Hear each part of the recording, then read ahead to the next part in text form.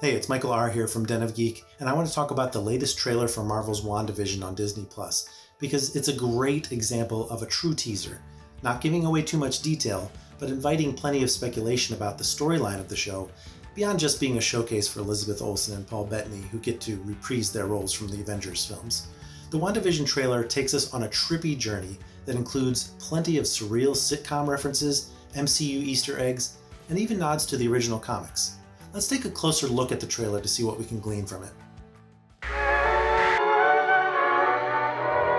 Now, as things start out, we're listening to Twilight Time by the Platters, and we see Wanda Maximoff and Vision in a black and white setting that appears to be just about any given 1950s sitcom. The two appear to be newlyweds, which is a bit of a head-scratcher since Vision was last seen getting the Mind Stone torn from his skull in Avengers Infinity War. But due to Wanda having metahuman powers and Vision being an android, the two obviously have a lot to hide in order to fit in, even in these fictional constructs. This goes along with classic sitcom concepts like Bewitched and I Dream of Jeannie, and we actually wrote an entire article about the sitcom references on denofgeek.com. But do Vision and Scarlet Witch actually have children? As we already know from the first trailer and the history of our protagonists, babies do seem to play into the story in a big way. In fact, when we see Deborah Jo Rupp from That 70s Show, we see that the conversation about them having babies and why haven't you had a baby yet begins to get more and more heated as these general questions about their background, neither of them seem to have any answers to give.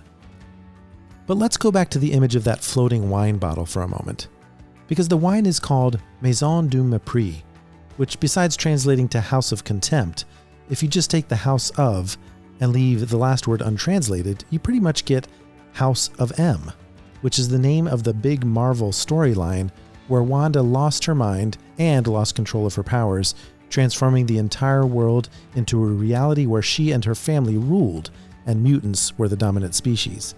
And it would appear that there are elements of that story in play for WandaVision. Now, the question about what is really happening also comes into play, not just because of Vision being alive again, but Wanda wonders aloud, is this really happening? And that's when the images start to flash by fairly quickly. We can see some settings that are somewhere between Brady Bunch and Family Ties, still in a television reality of sorts. And at 45 seconds, we see the two of them playing with their babies. Once again, that theme of babies. In the comics, Wanda gave birth to Vision's children, with the explanation that Vision was just so advanced of an android that this could be possible. But over time, this revelation ultimately broke Wanda, and we're destined to see that kind of damage in the MCU. And we wrote more about that also at denofgeek.com.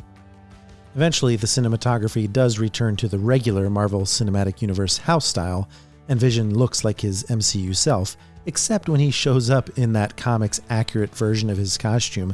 And of course, we do see Wanda's comics-accurate Scarlet Witch Halloween costume, which is certainly something we've never seen in the movies. But who is Kathryn Hahn really playing? She makes several appearances in the trailer, and early on she seems like the fun neighbor during a 1950s sitcom sequence. But during the MCU segment, she appears on Halloween, and Vision taps her on the head.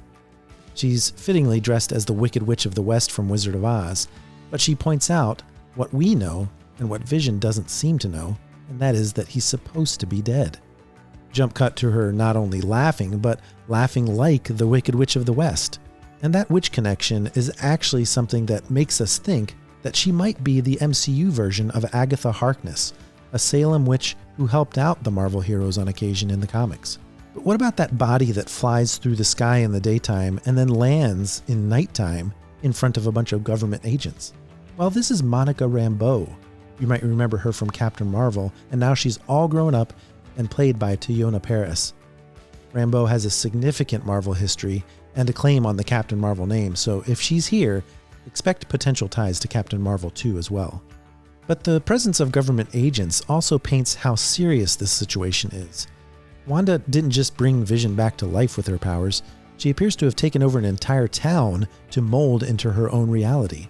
Of course the outside world is going to notice. The question is, what can they do about it? Can they stop her?